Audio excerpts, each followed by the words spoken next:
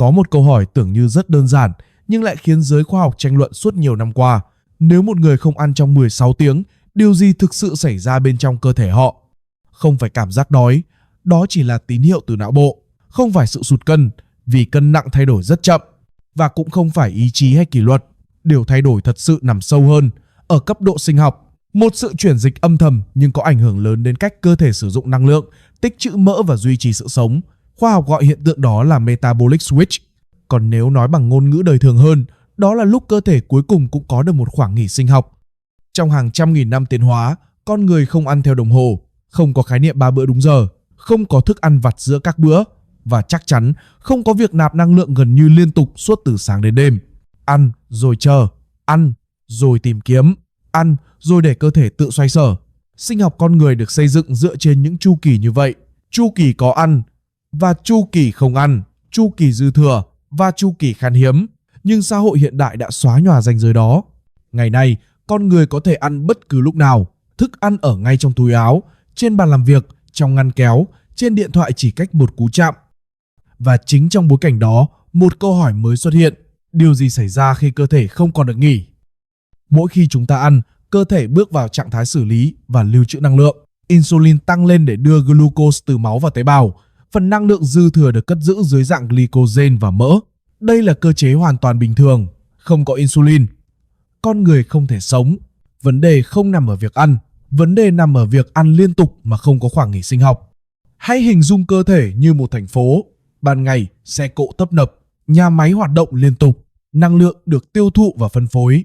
Nhưng thành phố đó cũng cần ban đêm, cần thời gian để sửa đường, bảo trì hệ thống điện, dọn rác và tái cấu trúc. Nếu thành phố không bao giờ ngủ, mọi hỏng hóc nhỏ sẽ dần tích tụ thành vấn đề lớn. Cơ thể con người cũng như vậy. Khi không có khoảng nghỉ sinh học đủ dài giữa các lần ăn, cơ thể luôn ở trạng thái ban ngày, luôn xử lý glucose, luôn chịu tác động của insulin, luôn ưu tiên lưu trữ hơn là sử dụng. Trong bối cảnh đó, mỡ không được động tới, không phải vì cơ thể lười đốt mỡ, mà vì nó chưa bao giờ được yêu cầu làm việc đó. Nhịn ăn gián đoạn, về bản chất, không phải là nhịn đói. Nó đơn giản là tạo lại khoảng nghỉ sinh học đã từng tồn tại trong lịch sử tiến hóa của con người. Sau một khoảng thời gian không nạp năng lượng glycogen trong gan bắt đầu giảm. Khi nguồn dự trữ ngắn hạn này cạn dần, cơ thể buộc phải tìm nguồn năng lượng khác. Đó là lúc metabolic switch xảy ra. Cơ thể chuyển từ ưu tiên glucose sang ưu tiên axit béo và thể ketone. Não bộ, vốn rất kén chọn nhiên liệu, cũng bắt đầu sử dụng ketone như một nguồn năng lượng thay thế. Theo các tổng quan khoa học được công bố trên The New England Journal of Medicine và Cell Metabolism, quá trình chuyển đổi này thường xảy ra sau khoảng 12 đến 24 giờ không nạp calo, tùy vào bối cảnh cá nhân.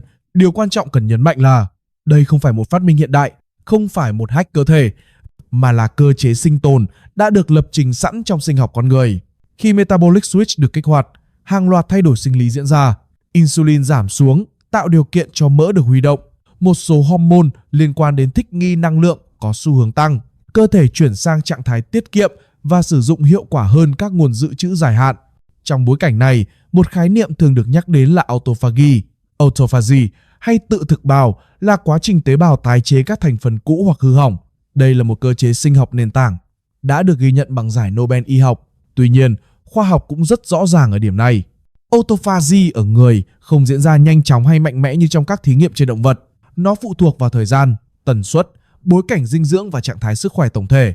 Autophagy không phải là phép màu, nó là một phần của hệ thống bảo trì, chỉ hoạt động hiệu quả khi cơ thể có khoảng nghỉ sinh học đủ dài.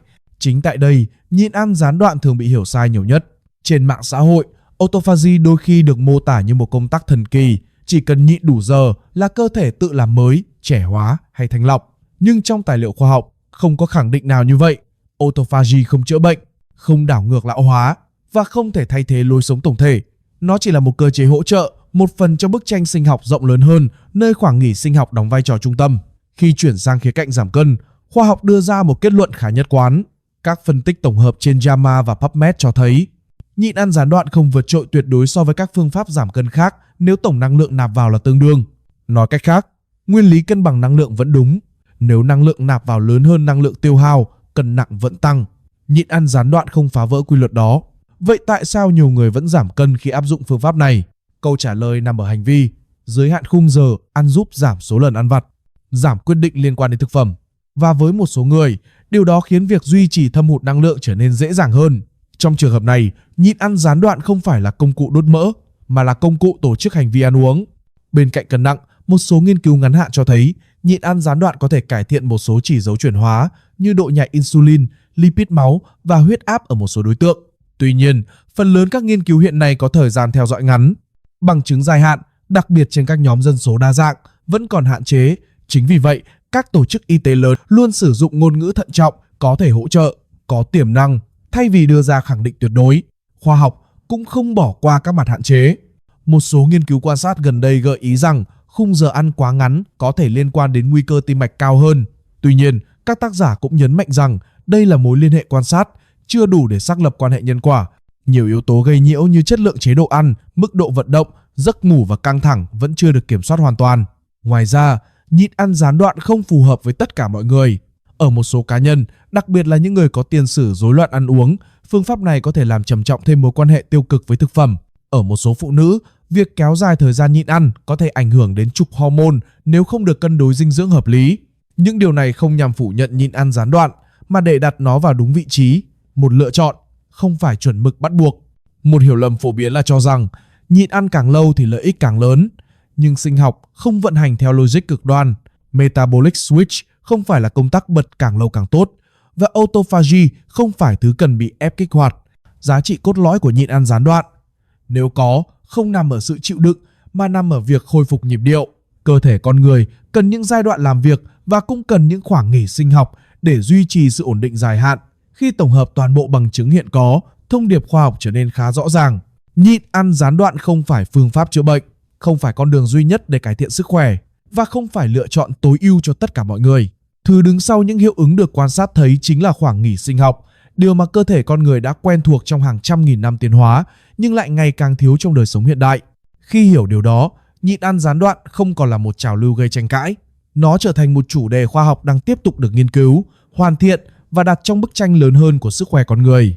Nhịn ăn gián đoạn không phải câu chuyện về nhịn đói, nó là câu chuyện về nhịp điệu sinh học, về việc cơ thể cần những khoảng thời gian không làm gì với năng lượng để sửa chữa, tái cấu trúc và duy trì sự ổn định. Và có lẽ câu hỏi quan trọng nhất không phải là có nên nhịn ăn gián đoạn hay không, mà là cơ thể con người có đang được nghỉ đúng nghĩa hay chưa.